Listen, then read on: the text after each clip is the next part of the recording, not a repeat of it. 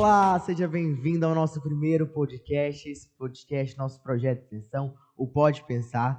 Então, aqui nesse primeiro episódio, finalmente tá no ar esse podcast. E olha só, eu sou o Samuel e vou estar acompanhando vocês aí nos próximos podcasts, mas não estarei sozinho, estarei com os meninos, Sofia, Carlos, e eles já vão se apresentar para vocês. Mas primeiro, a gente vai fazer nossa autodescrição como padrão das lives aqui do campus Januária. Então, eu sou pardo, tenho cabelos cacheados, estou com uma blusa de manga roxa, tenho 16 anos e sou estudante aqui do curso de informática. Bom, eu me chamo Sofia, não sou Carlos, como ele disse. Eu tenho 15 anos, eu tenho cabelo muito curto, castanho, sou parda, tenho os olhos castanhos e tenho alguns piercings no rosto.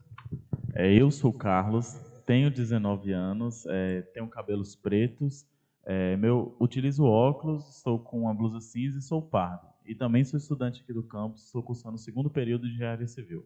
Eles falam isso, mas no off os dois me amam. E sabe, eu te chamei para participar, viu, gente? Podia estar só eu aqui, então.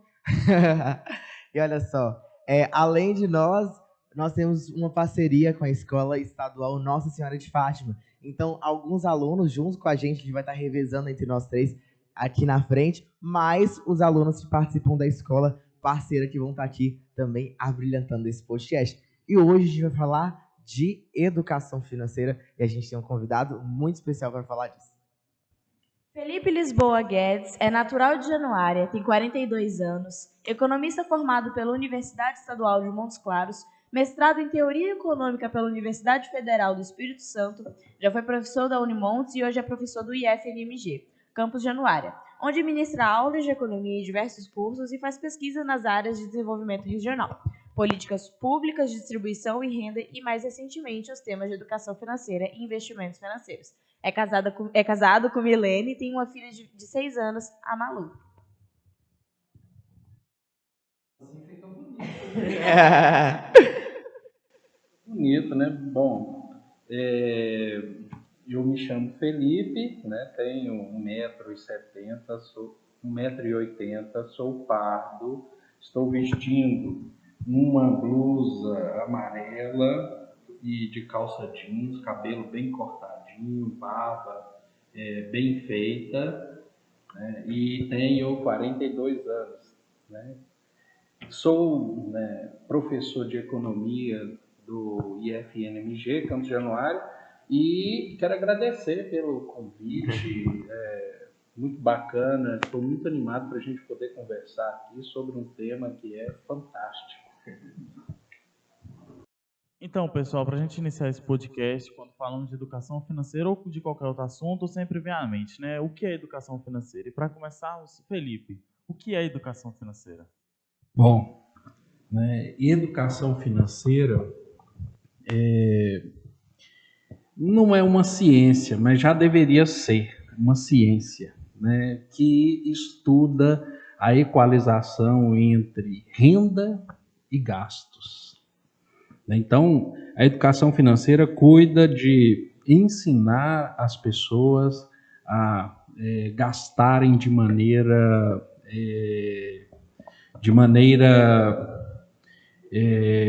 pensada, né? Assim, gastar de forma que você gaste uma parte da sua renda, mas que você também gere poupança, que você guarde dinheiro e que você pense no futuro, né? Porque educação financeira é pensar no futuro, né? É você pensar em como você quer estar daqui a alguns anos, né? Então, essa é a definição básica de educação financeira, mas tem muita coisa dentro da educação financeira que a gente precisa abordar, né? E ela tem que começar o quanto antes para a gente poder desenvolver ao máximo possível. E aí você comentou que tem muitas coisas, mas quais seriam assim, os principais pilares da educação financeira? Então, são vários pilares, né? Assim, e se vocês pegarem as publicações, os vídeos que falam sobre isso, cada um vai apresentar um pilar. Quando você soma tudo, vai dar uns 200 pilares. Eu separei 5 pilares para a gente discutir aqui hoje, né? Então, o primeiro pilar, né, é fazer planejamento financeiro, né? Isso é o fundamental da educação financeira. E é isso que a educação financeira ensina: planejar o futuro. E planejar não é só você anotar o que você gastou, não. Né? Porque muitos de nós só fazemos isso como planejamento financeiro. Você anota o que você gasta. Não, hoje eu vou começar o meu planejamento financeiro. Aí você começa a anotar o que você gastou. Aí você viu que você gastou muito. No outro mês você anota de novo o que você gastou. Isso aí é a primeira etapa do planejamento financeiro. Né? Planejamento financeiro, ele, além de você anotar o que você vai gastar, você ainda precisa construir, né, um orçamento. Né? Vocês já viram que o setor público sempre trabalha com orçamento, né? E a gente vê isso discutindo o tempo todo na mídia, né? O orçamento da União, o orçamento da Prefeitura. O que é isso? É você prever. Né? Assim, eu vou gastar tanto com lazer, eu vou gastar tanto com cursos, eu vou gastar tanto com alimentação e assim por diante. Isso é você fazer um orçamento. E aí você prevê o seu orçamento não para o próximo mês, mas, por exemplo, para um ano inteiro. Então, planejamento financeiro passa por isso aí. Quanto mais longo prazo você faz o planejamento, mais resultado ele dá. Felipe, e esse planejamento, ele é feito em cima de quê? É feito em cima de um lucro que você já está tendo ou é feito em cima de quê? Ele é feito em cima da sua renda. Né? Se a sua renda hoje é R$100, o seu planejamento você vai fazer ele em torno dos R$100. Se a sua renda é R$5.000, você vai fazer em cima da sua renda. Ou seja, tudo que entra financeiramente na sua conta ou no seu bolso, ele entra para o seu planejamento financeiro.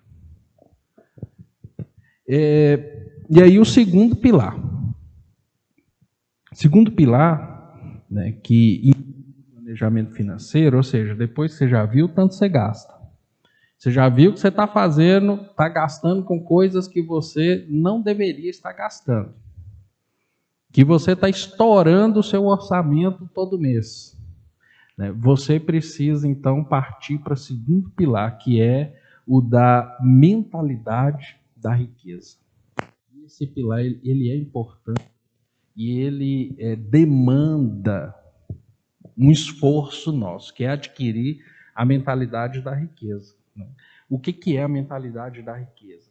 É você pensar não só no futuro, mas você pensar em como melhorar de vida, como melhorar o seu futuro. Então, a primeira coisa que a gente precisa fazer é mudar a nossa mentalidade. E muitos de nós, aliás, todos nós, em algum momento da nossa vida, a gente adquire uma mentalidade que ela não é de riqueza, ela é uma mentalidade de endividamento. Né? O que é a mentalidade do endividamento? Você pensa assim, poxa, eu quero viajar, eu vou viajar esse ano. Mas você não se programa para viajar. Você vai viajar, chega lá e fala assim, não, olha, tá vendo a promoção ali? Divide em 18 vezes no cartão. Então vamos viajar e depois a gente paga. Isso aí é a mentalidade do endividamento. Preocupa com agora, né? Ou depois que fica. Só preocupa com agora. E aí está o grande erro da nossa vida. Porque você vai consumindo agora para pagar depois. E aí, quando você menos espera, a sua vida está sendo pagar conta de coisas que você já consumiu. E gastar mais porque não para de querer gastar, né? É pagar gastando. Pagar gastando. O ciclo sem fim. Agora vai. Exatamente. Então, esse é um grande problema, né, que a gente tem. Ele é um problema assim, muito forte dentro da nossa cultura, dentro do nosso país. Né? A gente tem uma mentalidade consumista, né? Eu falo com os meus alunos que o brasileiro ele é o cidadão mais consumista do mundo, do planeta. né? Porque basta que a gente veja um anúncio de que o salário mínimo aumentou e as pessoas já correm para as lojas e vão comprar geladeira, fogão, nem sabe se precisa. Mas a prestação coube no orçamento, ele vai lá e compra, né? Com um aumento que ainda vai acontecer. E a gente tem esse problema, né? E o que os especialistas falam para a gente? Que a gente precisa desenvolver uma mentalidade de juntar, de acumular, e não de gastar. A gente gasta, e a gente precisa juntar. Ou seja, eu preciso desenvolver hábitos nos quais me permitam juntar dinheiro. E eu ter dinheiro disponível para quando eu quiser gastar. O ideal é que a gente só deve gastar se tiver dinheiro. Mas nem sempre a gente consegue fazer isso, né? A gente acaba comprando carro financiado, computador financiado, casa financiada, viagem financiada, né? A viagem, então, é o mais desejado, né, por todo mundo. E é o fim da picada, né? Porque a viagem você usa ela em 5 dias, 4 dias, e aí você vai ficar pagando ela meses. Né? E olha que nós nem começamos a falar dos juros ainda, mas a gente vai falar. Bom, e aí você já criando essa mentalidade, e a gente tem livros fantásticos que falam sobre a mentalidade da riqueza. Um desses livros se chama Pai Rico e Pai Pobre. Agora eu esqueci o nome do autor, né? É um havaiano. E aí ele desenvolve no livro uma série de dicas ou de hábitos que as pessoas deveriam adquirir para poder se desenvolverem na vida. Tanto na questão de construir, de desenvolver, adquirir habilidades para você ter um melhor desempenho, mais sucesso, quanto na questão financeira. É um livro espetacular, né? É um best-seller de vendas, e que ele não sai de moda de jeito nenhum. Né? Todo investidor, né, de sucesso leu Pai Rico e Pai Pobre. E o conhecimento está aí, e muita gente não vai atrás, nem acaba se endividando, acaba não conhecendo esse método que vai auxiliar e fazer a pessoa planejar mais a vida dela. Exatamente. O conhecimento está aí, está disponível, né? E a gente é que acaba não utilizando esse conhecimento. Né? Assim, a gente acaba não usando o conhecimento para trazer um benefício para a gente. Né? A gente gasta horas e horas e horas fazendo coisas que não vão trazer nada de retorno direto para a gente.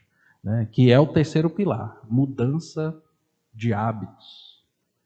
A gente precisa mudar o hábito. Agora que a gente já sabe o que está fazendo de errado, agora que a gente já descobriu que existe uma mentalidade correta, né? E a mentalidade de riqueza, ela é uma mentalidade de vitória, de sucesso, não é uma mentalidade de reclamar das coisas, né? É hora da gente fazer a mudança de hábito. Né? E a mudança de hábito, ela é um processo complexo, porque nós estamos falando de hábitos que a gente faz há anos, hábitos que estão automatizados no nosso subconsciente. Né? Por exemplo, o hábito de reclamar das coisas, o hábito de achar que está tudo ruim, né? O hábito de achar que a grama do meu vizinho é mais verde do que a minha. Né? E quando a gente vê, por exemplo, o fenômeno das redes sociais, está todo mundo melhor do que a gente nas redes sociais. Né? E a gente achando que, puxa, olha, meu amigo está viajando, né? Só eu que estou aqui em casa. E a gente vê que não é assim, a realidade não é assim. A gente tem que mudar o nosso hábito, não só de como lidar com as situações, mas principalmente da gente vencer a procrastinação. Vocês sabem o que é procrastinação? Por que eu vou fazer hoje se eu posso deixar para amanhã? Isso é procrastinar. E ele é um grande problema na hora da educação financeira, na hora de você mudar as coisas que você precisa mudar na vida. Então, quando a gente está falando de mudança de hábito, a gente tem que adquirir um hábito de, por exemplo, não comprar por impulso. É uma dificuldade, né? Como, não é? Você olha aquela coisa, você fala, vai, eu tô querendo isso daqui, mas eu tô precisando disso daqui. Eu estou precisando disso? Eu preciso realmente daquele telefone famoso? Será se não existe um telefone com as mesmas funções e que custa 1/3 do preço? Tem que ser aquele? Isso é uma mudança de hábito, porque a gente compra muito por impulso e os especialistas em marketing já descobriram isso. Inclusive, assim, tá nas coisas mais bobas, né? Porque eu gosto muito de livro. Só que eu tenho um problema que eu gosto muito de livro que fique bonito no estante. Eu julgo o livro pela capa e assumo. Mas eu gosto de um livro que fique bonito na minha estante. E eu vejo muita gente, inclusive no TikTok, muito forte, que eles pegam e o marketing deles eu te dou uma embalagem bonita além do livro bonito. Então, eles vão te dar uma caixa bonita, bem embalada, com o que seriam brindes. Coisinhas pequenas, mas que deixam a imagem mais bonita. E aí você fala, nossa, eu podia comprar esse mesmo livro em outro lugar, que é mais barato, vai vir de outra forma, mas eu vou ler da mesma forma. Só que eu quero aquele, na caixa bonitinha, com brinde, com não sei o quê, porque tá numa embalagem legal. Assim, tanta coisa que a gente compra agora, e aí a gente, nossa, fica desejando, fica vendo no carrinho de compra ali durante, assim, um mês, namorando. Aí chega cupom de desconto do seu e-mail, porque eles adoram fazer isso. E aí depois você consegue um dinheirinho, aí você vai falar assim, nossa, a loja já abaixou ali, ó, R$50, é pra eu comprar. E aí você vai lá e paga de uma vez, aí você passa 3 dias com o que você comprou, você... Era só isso mesmo? Tirou da caixa e acabou o sonho, tá ligado? Eu realmente preciso disso nesse momento, Esse produto, esse serviço vai fazer diferença na minha vida nesse momento, ou eu posso deixar para comprar ele depois? É essa análise que a gente tem que fazer na hora de comprar as coisas. Jamais comprar nada por impulso e jamais comprar nada sem pesquisar. Tem que pesquisar muito. Primeiro você tem que analisar se eu realmente preciso daquilo. Se não dá para deixar mais para diante ou se não tem uma coisa mais prioritária. E tudo tem que estar dentro do seu orçamento. Então você tem que prever. Assim, poxa, eu quero comprar um notebook novo ou um celular novo. Então eu tenho que começar a guardar dinheiro de agora. Eu não posso ficar gastando, e quando chega aquele lançamento que eu estou tanto querendo, queria muito ele, agora eu vou comprar ele parcelado. Quando você compra parcelado, mesmo que a loja está dizendo ali que é 10 vezes sem juros, tem juros embutido ali. E aí você está pagando mais do que se você estivesse comprando à vista. E isso eu estou falando quando eles falam que não tem juros, porque quando eles falam que tem juros, aí é que... É porque não dá para esconder. Principalmente em bens de maior valor, tipo carro, casa. Você compra isso financiado, um carro financiado, você vai pagar um carro, 9 no final do financiamento. Só que a gente só olha o valor da parcela. Coube no orçamento, então vai. Mas você tem que olhar o quanto você vai pagar no final do financiamento. Porque tem uma coisa que o brasileiro ignora, ele não quer conhecer direito, que são os juros. E os juros, eles são um fenômeno interessante, porque os juros, eles não incidem sobre o valor que você pegou. Ele incide sobre ele mesmo. Então, você pega R$100 a um juros de 10%, no primeiro mês você vai estar devendo 110. Mas no segundo mês, ele vai incidir não sobre os 100, mas sobre os 110. E assim vai. E assim vai. Né? Se você, por exemplo, deixa um cartão de crédito sem pagar, né, um cartão de R$100, com juros aí, hoje eles estão na casa aí de 15%, 17% ao mês, em 2 anos esses R$100 viram 2.900. Quase inacreditável, né? Não A é? gente escutando assim. E isso por aquela blusa que você queria no dia. Isso por aquela blusa. E outra, essa questão, acho que muitas vezes a gente ignora, porque fala assim, é matemática, é conta, eu não tenho que pensar, o pessoal não gosta de pensar assim, ver juros, ver taxa, ver isso. Aí acaba criando, assim, um preconceito com esse tipo de coisa, com esse tipo de tema, e a pessoa fica assim, não vou não, tá sem juros aqui, e você falou, não tá sem juros, mas até quando tá, a pessoa vai lá, mas é a forma que eu tenho de comprar isso hoje, então eu vou parcelar e depois eu resolvo, depois eu vou ver o que dá. Esse é o grande problema nosso, né? Porque a gente acaba comprando as coisas sem pensar, sem ter o dinheiro para pagar aquilo à vista, né? E você vai entrando numa ciranda ali de dívidas, de prestações, que depois vão consumir a sua renda por um longo tempo. Né? E assim, o que Samuel falou é bem real na questão do preconceito com a matemática, né? Porque eu acho que foi recentemente que veio a discussão que tem a diferença da matemática financeira e a educação financeira. Que a matemática financeira já está embutida no que a gente aprende e não está como tirar, isso já está ali. Mas a educação financeira na escola, você tem uma opinião sobre isso? Se ela devia estar no currículo? Até porque, igual você falou aí, a gente sabe que a matemática financeira e a educação financeira é diferente. Mas as pessoas ainda cobram isso. Cobram que matemática financeira seja aplicada nas escolas. Então, acho que primeiro a gente tem que, talvez, diferenciar entre as duas e depois a gente volta para essa sua opinião. Elas são diferentes.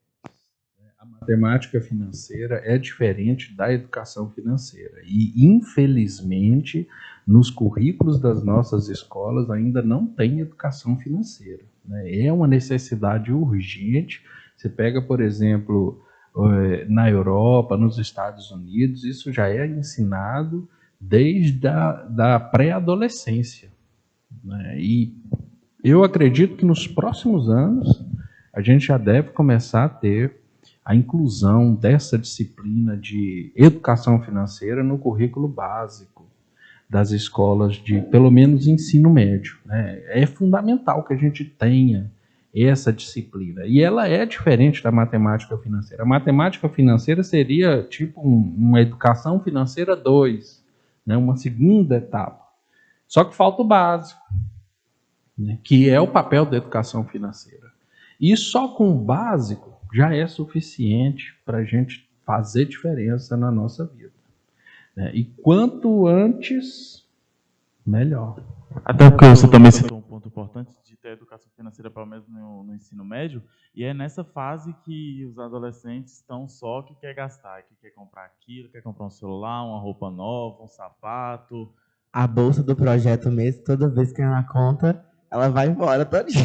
Já cai já tendo para onde ela tem que ir. Já cai indo embora. Inclusive então, com os juros.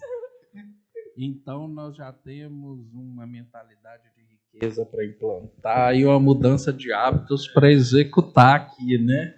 Porque essa bolsa do projeto, se vocês estivessem pegando ela e investindo em qualquer aplicação financeira, que não fosse poupança, por exemplo, você pega um certificado de depósito, um CDI, e ele hoje está pagando em torno de 13% ao ano. Se você pega essa bolsa e deixa ela lá, guardada, daqui a 10 anos, 15 anos, você vai ter aí quase R$500 mil. Voltar às bolsas, Denise? Voltar às bolsas do projeto? Lília, que está ali nos bastidores, dá para a gente recuperar essas bolsas? Liga pro administrativo do Instituto, por favor. Mas assim, voltar às bolsas sem tirar o que a gente já gastou ali. Voltar Vamos os fazer a boa. R$400. Tá aí a necessidade. Sim, falando isso, eu não ganho bolsa. Eu sou aqui, ó. Tá voluntário, na cara e coragem. Exatamente. Mas tá aprendendo. Eu acho que eu posso, tá dentro da educação financeira, gastar um dos dois pra mim, não tá? Pelo menos olhe pelo lado bom, você não perdeu dinheiro ainda. Só, você tem um ponto. Você tem um ponto muito importante. Sim. Tá vendo? Você Mas, tem ó, vantagem. Você está na vantagem. Mas, ó, se daqui 15 anos a gente tiver... Aí Vocês você me falou dão o quê? tudo. Meio Mas milhão. meio milhão, a gente pode, né? Dar Eu pego tudo pra mim Não. e lembro dos anos. Não, a gente dá o valor da parcelado com bolsa, juros. Ah, entendi. Tá bom. Parcelado com juros também, a gente empresta. Tudo bem, tudo bem. Eu aceito, assim. Essa que é a necessidade da gente ensinar a educação financeira o quanto antes. O quanto antes, porque as pessoas pensam que educação financeira não, é quando você estiver trabalhando, quando você tiver muito dinheiro, aí você vai começar. Porque foi assim que eu aprendi também. Não, isso é para quando você tiver muito dinheiro. E hoje eu olho para trás e penso, puxa, se eu tivesse pego 20% do meu primeiro salário e começado a investir lá no início, hoje eu estaria me aposentando. Né? Então para você, educação financeira não é só para quem tem dinheiro, né? Não. A educação financeira é para todos, né? Para todo mundo. Se você tem R$100, né, você já pode fazer educação financeira, você já pode guardar. Guardar. Né? Educação financeira é guardar. É você deixar de consumir hoje para consumir no futuro. Né? E consumir no futuro é sempre melhor do que consumir hoje.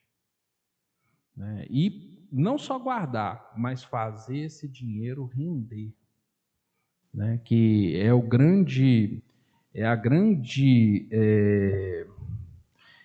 grande sacada dos investimentos. É colocar o dinheiro para trabalhar por você.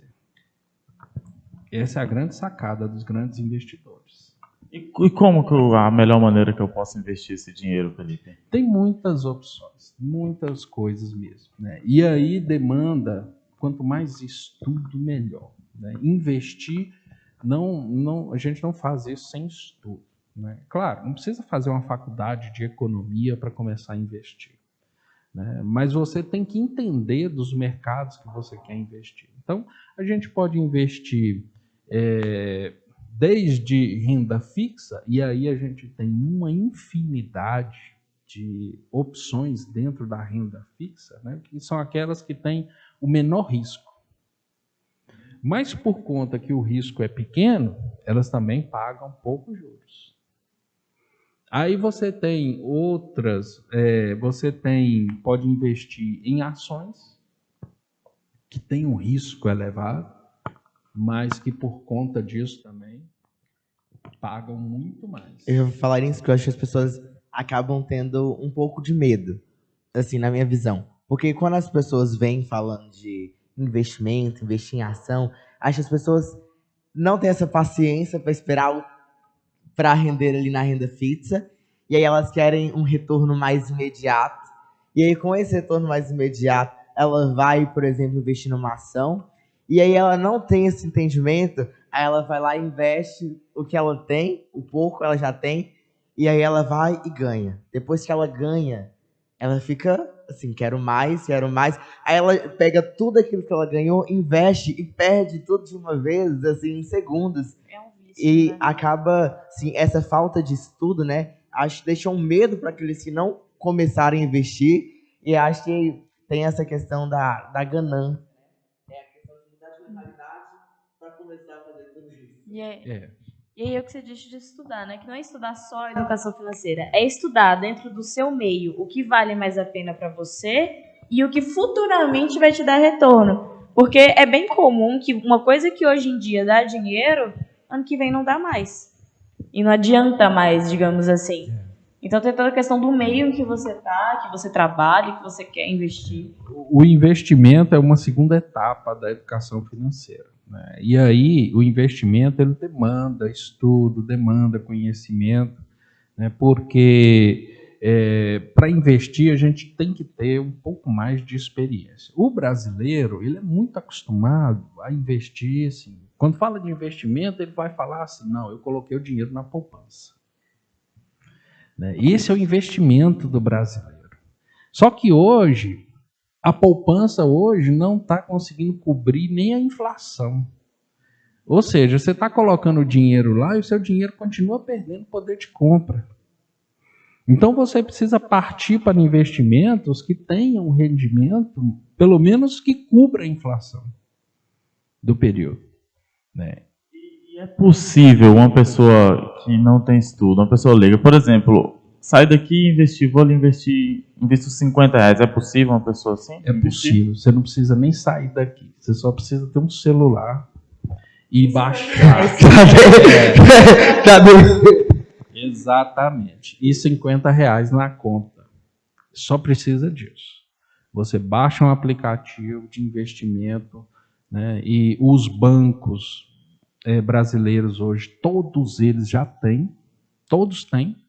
Né? Você não precisa ir no banco, você não precisa fazer nada. Né? Você baixa um aplicativo de investimento, cadastra lá e no mesmo dia, ou no máximo no dia seguinte, você já está pronto para começar a operar na bolsa. Né? A gente, acho que todos nós aqui conseguimos ver que nessas redes sociais, igual mesmo TikTok, Instagram, sempre aparece aquela propagandinha daquela pessoa falando eu comecei do nada e hoje eu tenho tanto de dinheiro, investindo Meu nome é Betina. investindo em tal aplicativo.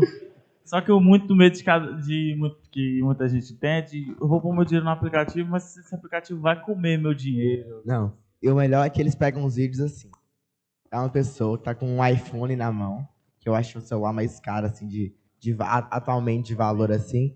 Então ele tá com o iPhone na mão, aí tem um carro de luxo atrás dele, aí ele sai do carro, pega o telefone e fala, eu não tinha nada, e agora olha o meu rendimento, uma casona de fundo. Aí o povo fica vendo assim, meu Deus, eu quero. Aí chega lá, aí é um monte de... E a pessoa fica receiosa, perde tudo. Não existe mágica. Né? Não tem mágica no investimento.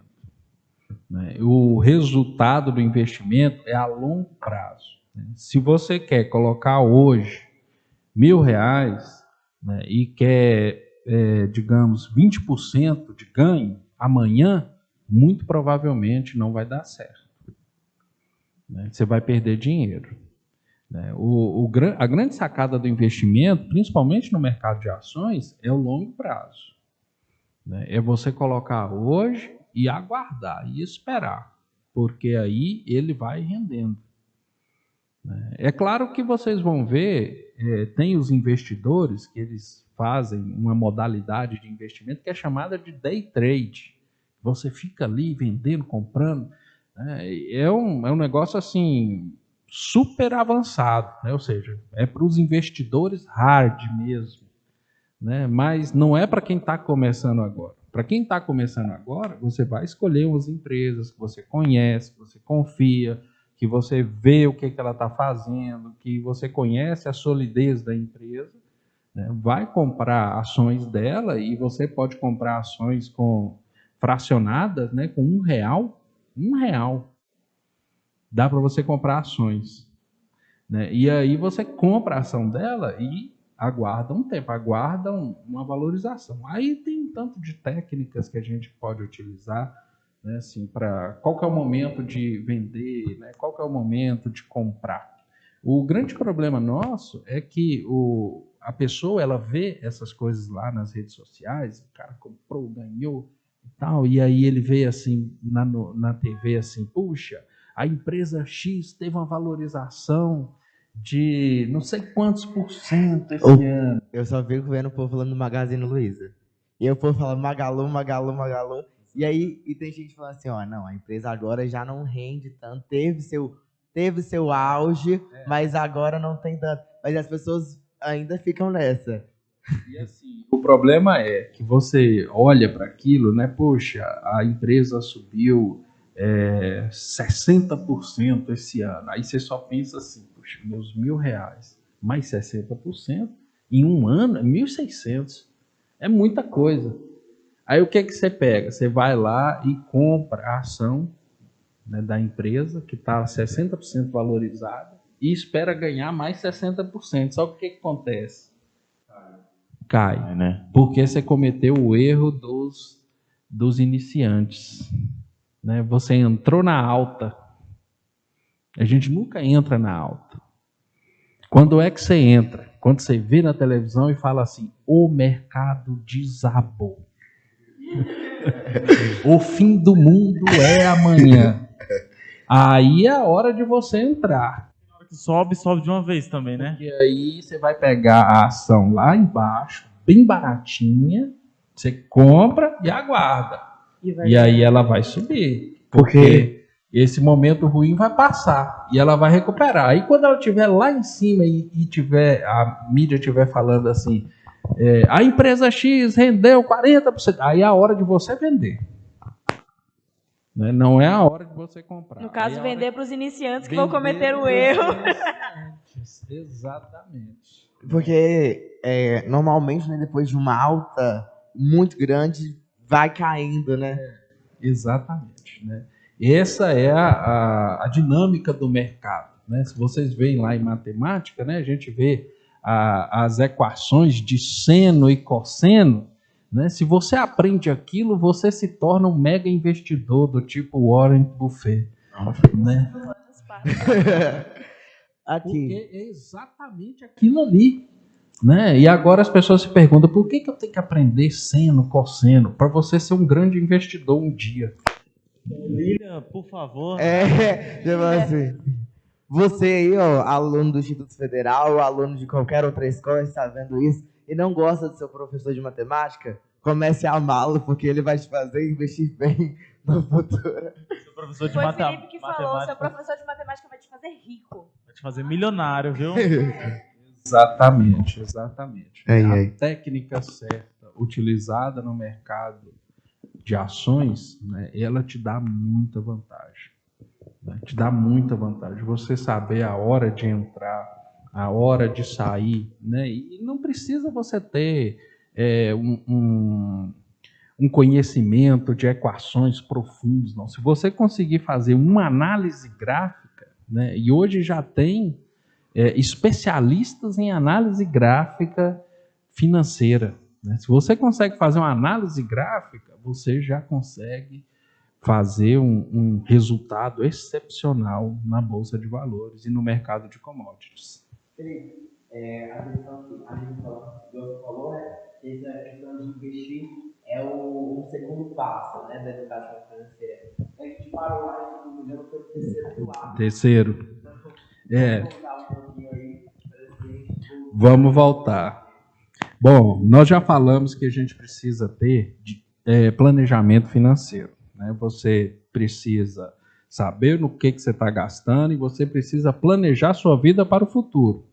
Né? Para os próximos meses. Ou para alguns anos. E aí, depois disso, você precisa desenvolver a sua mentalidade de riqueza. Né? Mentalidade empreendedora, buscar aprender novas habilidades, buscar aprofundar o conhecimento. Você precisa buscar novas oportunidades. Né? Existem hoje, né, muitas oportunidades de começar a trabalhar sem nem mesmo sair de casa. Basta que você tenha um computador e uma internet. E dá para trabalhar e ganhar algum dinheiro.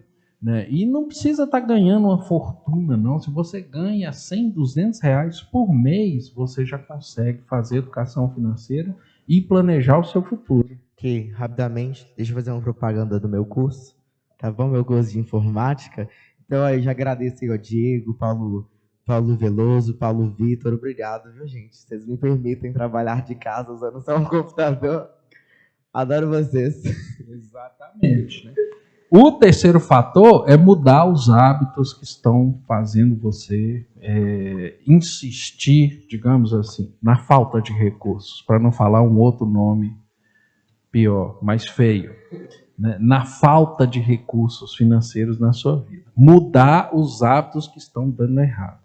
Não estou falando que a gente precisa deixar de viver, né? Mas você precisa planejar os seus hábitos com cuidado. Então, tem que mudar, algumas coisas precisam ser mudadas, né? E aí, o quarto é ter disciplina para agir. Porque quando a gente fala de educação financeira e de investimento, nós estamos falando de futuro, nós estamos falando de longo prazo. E o longo prazo, né, o resultado no longo prazo, ele só vem se você tem disciplina. Disciplina na sua educação, disciplina na sua proposta, no seu planejamento. Vão aparecer muitas tentações no meio do caminho, né? Muitas oportunidades de você gastar a sua poupança suada, né? Assim, e você vai ficar muito tentado, mas aí você tem que estar pensando lá no seu resultado final, né? Meu resultado final pode ser querer fazer uma viagem no exterior, né? Pode ser comprar meu primeiro carro.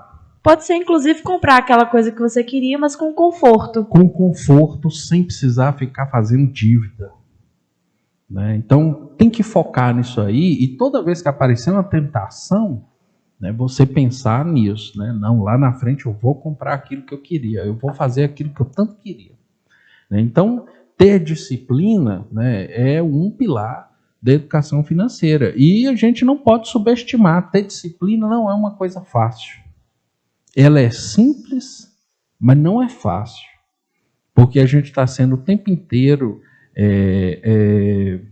torpedeado por mensagens: consuma, compre, né? Deixe o futuro para depois, viva o agora, né? Principalmente nas redes sociais, né? Todos nós, né, eu acredito que todos nós já sabemos que, por exemplo, uma rede social do tipo TikTok, ela só precisa de 5 minutos para te conhecer profundamente, né?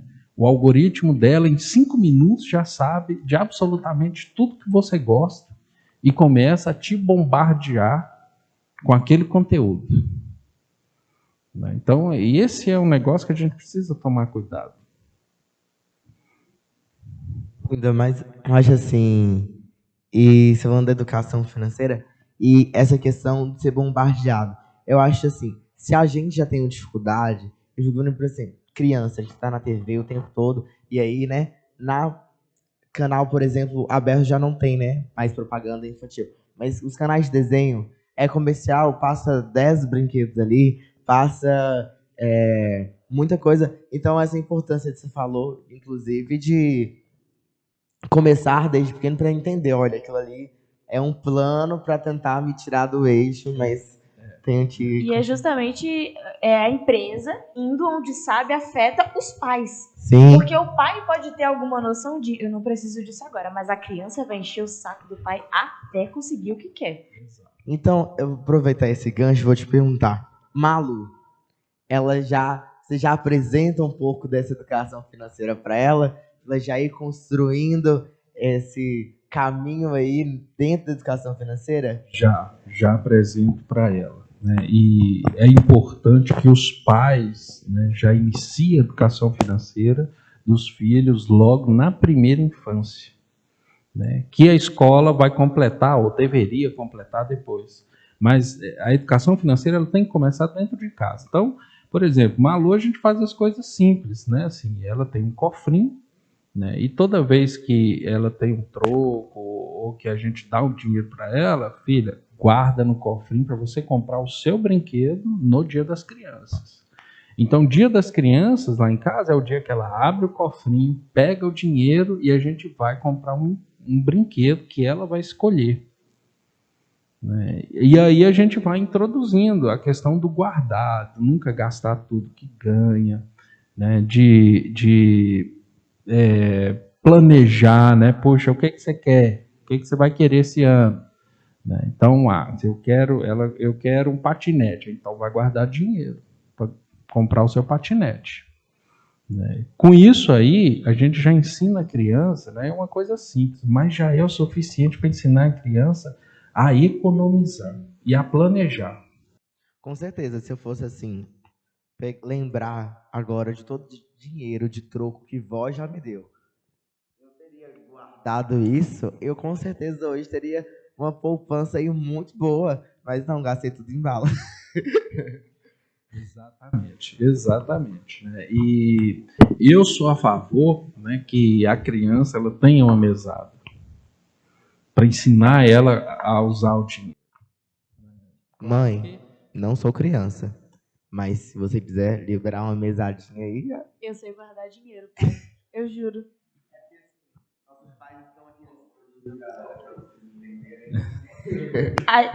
Eu tenho uma irmãzinha pequena por parte da minha mãe e ela também tem isso. Aí eles pegam um galão de água e ela vai colocando cada moedinha que ela ganha, cada troco. E ela disse que vai comprar uma LOL Supremacia, mas ela vai comprar essa LOL, que inclusive é uma boneca super cara, né? Mas que ela pega e ela mesma compra com aquilo que eles dão pra ela, né? E ainda sobre crianças, a gente estava comentando aqui agora há pouco de uma pessoa famosa, uma atriz, eu acho, que ela dá para a filha dela uma quantia de dinheiro, fala para a filha dela, você vai guardar tanto para você fazer alguma outra coisa, e esse tanto aqui você vai me entregar, porque vai ser o seu iogurte. Para dar algumas noções de guardar e gastar com tal coisa. E então, enfim, ela deixa a criança gastar com aquilo que ela sabe que a criança gosta. Você tem alguma opinião sobre especificamente isso? Porque com a criança ainda tem a questão do limites que você pode ir com uma pessoa muito pequena. Porque tudo afeta o psicológico de uma criança de quando ela vira adulta. Então, você acha que isso pode afetar de alguma forma negativamente, se feito de má forma? E ela deixa a criança comprar tudo que quer? Não. É só o iogurte, não é toda a comida. É aquele iogurte, aquela coisinha que ela sabe que ela gosta, ela fala, você vai me dar R$3 por isso aqui e eu te dou o iogurte. Não todo o iogurte, aparentemente é R$3 e ela dá o iogurte sempre que a menina quer. Mas ela fala, você vai gastar com isso aqui. Sabe? Pra poder dar, tipo, o aluguel. Você tem que pagar o aluguel. É pra dar essa noção, segundo ela. Sim. Aí é uma educação financeira hard, né? Olha aqui, mamãe não vai mais pagar iogurte pra você. Vai sair do seu bolso. Com certeza, sim. E isso ela dá a mesada, tá? Pra deixar bem claro. Eu contei meio... É tipo assim, eu não sei. Gente, eles trouxeram esse caso aqui. Eu vi esse caso. Daqui a pouco, ela se sente aí lesada pela nossa fala e processa a gente. A gente tem nem dinheiro pra pagar. Eu achei legal, inclusive, o que ela falou, tá? Eu expliquei mal, é porque eu vi o vídeo uma única vez. Não, mas pelo que eu entendi é assim, ó. Ela dá R$20 pra criança. Ela fala assim, ó, 5 você guarda naquele seu cofrinho pra você ter esse dinheiro guardado. Só que olha só, você não quer seu iogurte? Então, você vai ter que agora comprar seu iogurte. Seu iogurte, você vai pagar R$3 por ele. Então, ela vai comprar esse iogurte e aquele restante ali de poucas moedas, aí ou a criança faz o que ela quer com aquele restante, ou acaba, né, continuando guardando. Pelo que eu entendi, é isso. Mas também pelo que eu entendi, é tipo R$3 pra ela dar o mês todo de iogurte, quanto quiser, enfim. É realmente pra dar aquela noção, o negócio da noção. Coisa mais. É pra dar uma noção, e essa noção ela é importante, porque a maioria de nós cresce achando que pode gastar sem limite. Né? Mas até cheque tem limite. Né? Então não dá para gastar sem limite. Né? A gente tem que planejar. Né? E gastar, né? A gente tem que gastar. Né? É importante para a economia que a gente gaste. Mas a gente não pode gastar tudo. Né? Inclusive, a teoria econômica ela tem um negócio que se chama assim, racionalidade econômica. E ela prevê o seguinte, né, que o cidadão, que o consumidor, ele nunca gasta toda a sua renda. Ele sempre, né, gasta uma parcela da renda e a outra parcela ele guarda para alguma eventualidade. Né? E que essas porcentagens variam de acordo com o cenário econômico. Né? E a gente não vê as pessoas fazendo isso hoje. Né? A gente vê que tem toda uma geração, né, que cresceu achando que pode gastar indefinidamente. Né? Acabou o dinheiro, a gente faz dívida. Né? E vai se endividando. Né? Até que chega um momento em que não dá mais para se endividar e você é defrontado com a dura realidade de ter que quitar aquelas dívidas e reduzir muito o seu consumo para sobrar dinheiro para pagar aquilo que está devendo. Até porque isso é apresentado para a gente de muitas formas. E uma coisa inédita que eu não sabia que tinha como é Pix crédito. Você tem um determinado valor de crédito para você usar no Pix. Então, o banco, ou seja, diversas outras coisas estão apresentando para a gente formas para você só ir gastando, se endividando mais, e você só vai sendo enganado por aquilo. Mas é claro, nossa dívida é o lucro dele. O maior lucro deles, né? Para que te fazer pagar 10 reais, você pode te fazer pagar 50. Exato. Né? O Pix Crédito é uma novidade, começou agora mesmo. Né? E ele veio, inclusive, para afetar enormemente as empresas de cartão de crédito. Né? Vai ser um baque muito forte nas empresas de cartão de crédito. Aí, ó, você que tem alguma ação, a empresa de cartão de crédito, fica ligado, vai cair. Fica ligado. Tá na hora Vai de saltar do barco. Pode vender e partir para uma melhor, né? Mas sobre essa questão assim, do cenário econômico e tudo mais, você citou aqui algumas vezes sobre a mania do brasileiro, né? De como gastar e tal. Eu vou ler aqui uma notícia e vou te fazer a pergunta. Da Confederação Nacional de Dirigentes Lojistas e pelo Serviço de Proteção ao Crédito, 4 em cada 10 brasileiros adultos estavam negativados em setembro de 2022, o equivalente a 64,25 milhões de pessoas. Além disso, o número de famílias endividadas atingiu 79,3% do total de lares. Diante do novo cenário político e econômico em que estamos inseridos, o que as famílias podem fazer para se precaver em relação à economia dos lares? Pois é, né? Essa é uma notícia importante e essa notícia mostra assim, um movimento de muitas variáveis, até um pouco complexas.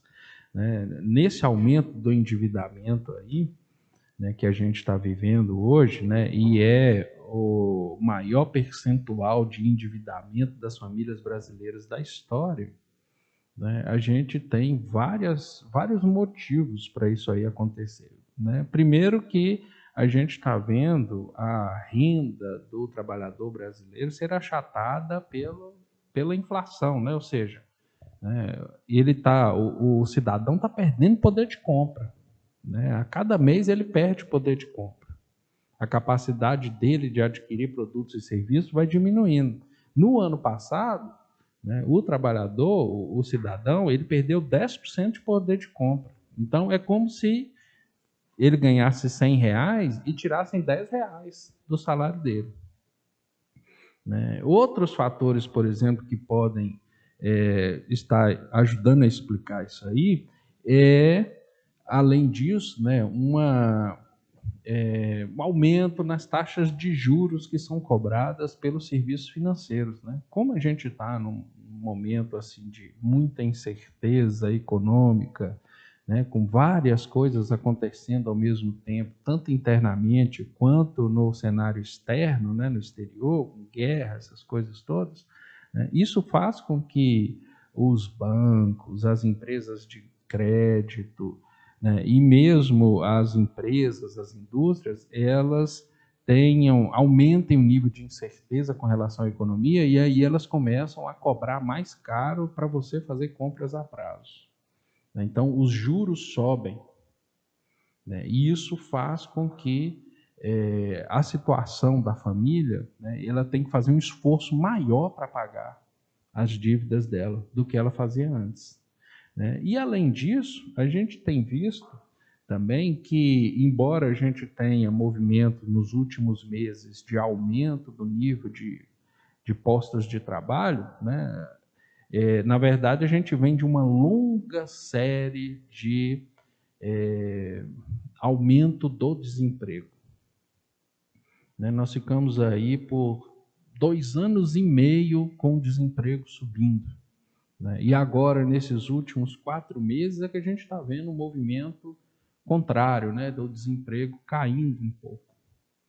Né? Mas ainda estamos com uma situação de desemprego elevada. E esses fatores né, acumulados, eles vão gerar esse resultado que a gente está vendo aí. Famílias incrivelmente endividadas, né, o que é muito ruim para a economia no futuro.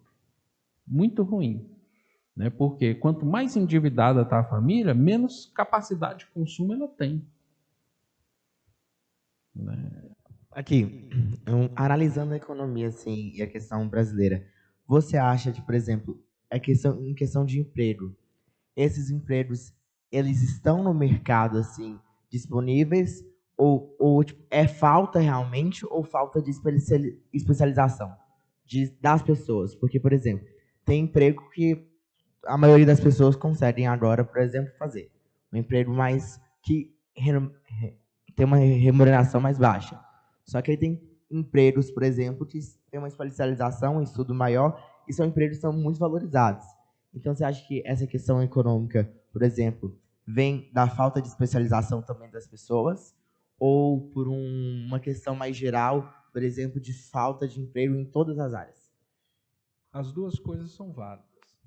A gente tem, né, a falta de especialização, né, mas quando você pega esses empregos que exigem especialização, né, se todo mundo tivesse a especialização, não haveria emprego suficiente para todo mundo também não. Né, então, assim, a gente tem esse problema de falta de especialização, né, que afeta, então, assim, a empresa não consegue preencher aquela vaga, né, mas a gente tem também um problema mais geral, que é de falta realmente de postos de trabalho na economia. Né, de maneira, e isso é importante a gente prestar atenção, que, por exemplo, a cada ano, né, a gente tem aí a entrada de em torno de 1 milhão e pouquinho de jovens no mercado de trabalho. Jovens que terminam o segundo grau, que terminam o curso técnico ou que terminam a faculdade, e eles vão para o mercado de trabalho, né, em torno aí de 1 milhão e alguma coisa. Né? A economia precisa gerar, no mínimo, esse 1 milhão e alguma coisa de empregos para que a gente fique no 0 a 0. Para que o nível de desemprego continue estável ali. Né? Se a economia não gera esse 1 milhão e alguma coisa, o desemprego começa a subir. Né? E se a economia quer diminuir o desemprego, então ela tem que gerar mais do que esse 1 milhão e tanto de empregos para pegar aquelas pessoas que estão desempregadas e precisam trabalhar. Né? Então, é um problema, né? A gente precisa ter, por exemplo, hoje, para que a gente tenha esse 0 a 0, a gente precisa crescer pelo menos 2% ao ano. Né? No mínimo 2% ao ano. E esse ano a gente deve ter uma taxa de crescimento próxima disso aí. Ou seja, nós vamos ficar no 0 a 0 esse ano. Né? Para gerar mais empregos do que gente entrando no mercado de trabalho, a gente precisaria crescer mais do que 2% ao ano, né? Por um longo período. Aqui, eu acho que nossas perguntas foram respondidas, mas faltou ainda um dos pilares. Então vamos encerrar aí com um dos pilares da educação financeira, Que é o equilíbrio. Né? Porque muita gente pensa que a educação financeira é ser radical. Né? É guardar 90% da minha renda e consumir só 10%. Né? E educação financeira não é isso, porque ninguém vai aguentar ficar, né, anos e anos e anos só sobrevivendo. Né? Então, é o ideal que a gente tenha equilíbrio, né, para ter disciplina. Precisa ter equilíbrio. Ou seja, né, não é que você vai deixar de comer sua pizza, que você vai deixar de sair no final de semana, mas é planejar isso. Né? Planejar. Tem vários métodos de planejamento financeiro que a gente pode utilizar. Desde os mais simples, né, um super simples e muito eficaz é o dos envelopes. Né? Você pega o seu salário, né, coloca ele nos envelopes, divide os envelopes, classifica os envelopes. Esse aqui é para pagar contas da casa, esse aqui é para alimentação, esse aqui é para lazer. E aí você coloca ali o dinheiro. Né? E aí à medida que você vai gastando, você vai tirando dinheiro daquele envelope. Acabou? Acabou. Agora só no mês que vem. Né? Desculpe te interromper, Felipe, mas esse ponto que você falou de colocar nos envelopes são para pessoas assalariadas, né? E para pessoas autônomas que não têm uma renda fixa ao mês, que pode ficar variando essa renda. Pois é, né? Mesmo assim você precisa ter planejamento, né? Porque mesmo o autônomo que tem uma renda variável, né, ele tem ali uma ideia do quanto que ele vai ganhar, né, de Uma faturamento média. ao mês, uma média. Né? Então ele tem que planejar dentro daquela média, daquela expectativa. Né? Qual que é o problema? Quando ele começa a planejar, puxa, esse mês eu ganhei muito dinheiro, então já vou começar a fazer compras e tal, aí no mês que vem cai.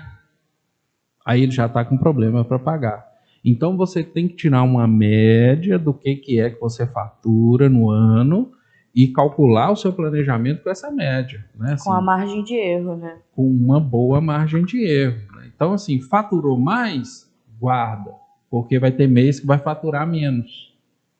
Né? Para você ter ali recursos para manter o seu padrão. Né? Então, mesmo para quem é autônomo, para quem não tem renda fixa, para quem não tem salário, né, dá para você trabalhar com educação financeira. Né? E ter o equilíbrio, né, é você fazer todo esse planejamento e trabalhar em cima dele. Também não pode ser só a ferro e fogo. Você tem que também curtir um pouco e aproveitar. Né? A vida ela tem que ser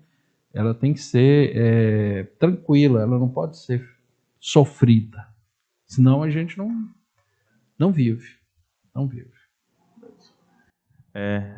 Pessoal, Felipe, eu queria agradecer a sua presença. Queria agradecer por ter reservado um tempinho na sua agenda para estar aqui com a gente, conversando sobre esse assunto que é muito importante, esse assunto da educação financeira.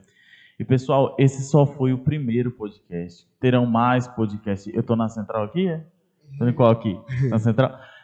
Pessoal, terão mais podcasts, tá? Esse foi um podcast que, como o Samuel citou no início, não teve a presença da nossa escola parceira, mas nos outros podcasts eles estarão junto aqui com a gente. Terão temas muito interessantes, então fiquem ligados, porque vem coisa boa por aí, viu? E olha só, Felipe, gente, ele não é muito blogueiro assim, mas lá no Instagram dele ele faz umas lives de vez em quando, ele conversa um pouco sobre o tema, então deixa aí seu arroba pro pessoal ir atrás de você, às vezes para tirar alguma dúvida, para ter uma base, alguma referência. Sim. Pois é. Eu estou aprendendo agora a mexer com redes sociais, né? Não tenho muita intimidade, né? Mas o meu arroba, ou seja, o meu endereço do Instagram, né, é @Felipe Guedes. Né? E lá, assim, eu estou sempre postando dicas sobre investimento, sobre educação financeira, e a gente volta e meia faz live lá para falar principalmente sobre mudança de hábito, sobre mentalidade de riqueza, né, sobre disciplina e também sobre educação financeira e investimentos. Né? Então, me sigam lá, né, e a gente vai conversando. Estou à disposição, pode me mandar mensagem que a gente vai conversando. Então foi isso, pessoal. Muito obrigado e até o próximo episódio.